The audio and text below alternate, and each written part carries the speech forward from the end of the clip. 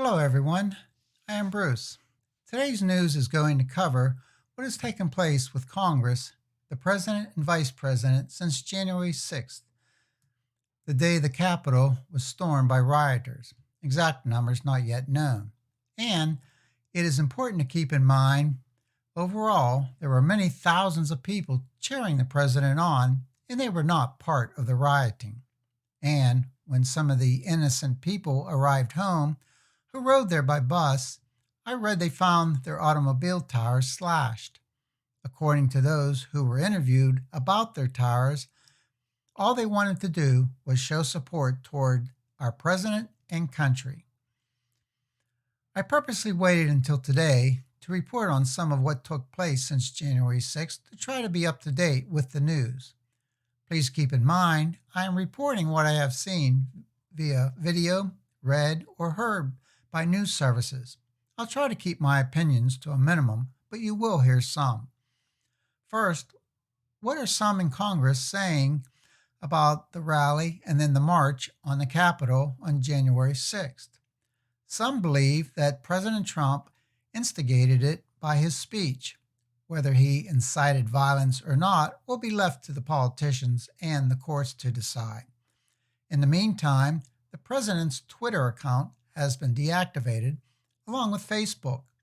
I also heard several social accounts have been turned off as well for the president to use. These are private companies and they write the rules. So much for the First Amendment, freedom of speech. One concern they might have is social media is seeing more traffic lately about possible protests near and or on Inauguration Day. Once the large crowd was at the Capitol on January 6th, some rioters entered it illegally and several have since been arrested. I have heard 85 people have been arrested so far. According to the U.S. Capitol Police Chief, and I quote, rioters attacked police with metal pipes, discharged chemical irritants, and used other weapons against the officers in their efforts to enter the Capitol and cause great harm. End quote. 5 people died, with one of them being a Capitol police officer and a citizen who was shot by the police, and 3 others passed away due to medical reasons. Federal investigations are taking place in the death of the police officer and the citizen who was shot. In addition, the House Speaker said that the attack on the Capitol had a great traumatic effect on members and congressional employees. It was also discovered that pipe bombs and Molotov cocktails were found just outside the building and at another location in Washington, D.C. This is my opinion. With such destructive items found and some used, this was premeditated and not produced on the fly as the president was speaking. What people are concerned with is there was a joint congressional hearing going on with the vice president there, an embarrassment to our country as to what took place. At the time, it was unclear what the motives were of those who entered the Capitol. One individual was identified wearing a helmet while on the Senate floor, dressed in technical gear with zip ties. He is a retired lieutenant colonel, Reserve Air Force officer, who has since been arrested.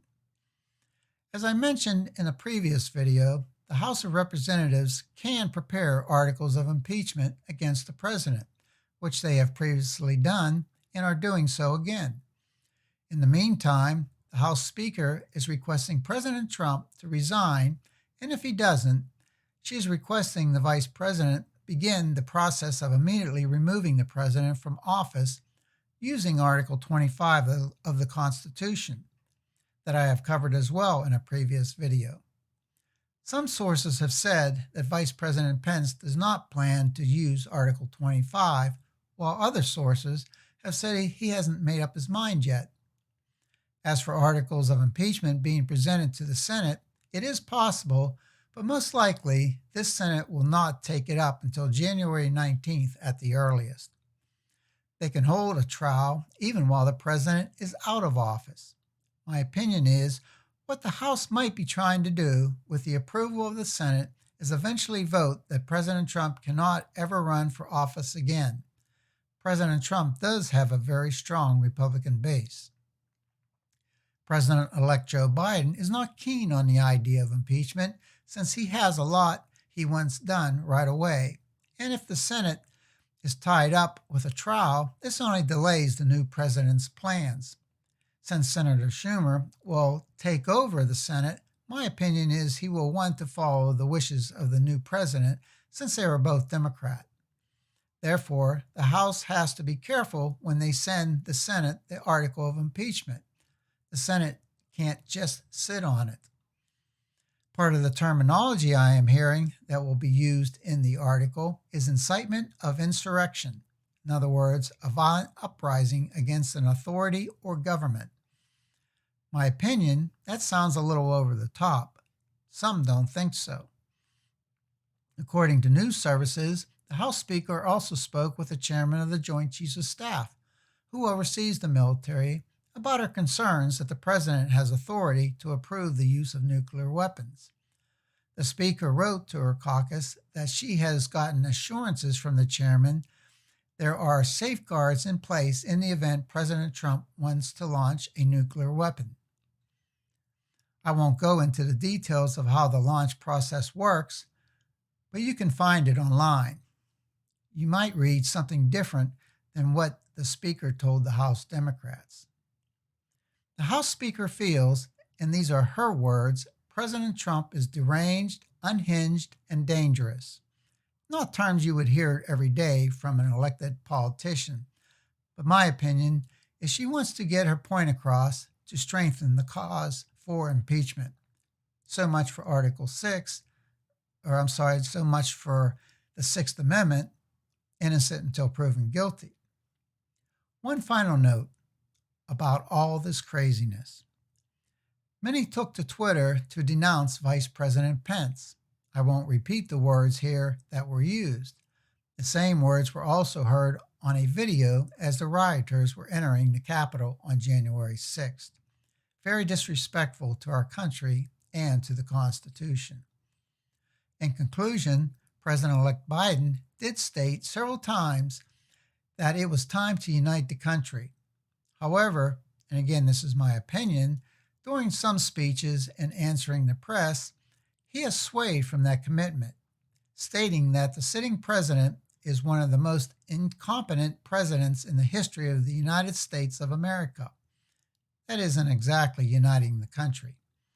And when President Trump announced he would not be attending the inauguration, President-elect Biden stated, and I quote, "One of the few things he and I have ever agreed on. It's a good thing of him not showing up," end quote. Others have interpreted as to what President Trump was saying by not attending, but I won't get into the speculation. I'll leave it at that for now. Tense times for sure, but it is time to heal.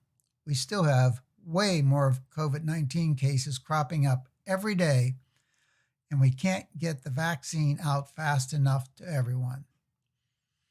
My opinion, that is what we as a country should be solely focusing on. President-elect Biden did state this would be a very high priority. Well, if you like my video, please click the thumbs up and subscribe. Until my next video, thank you for watching and please be safe.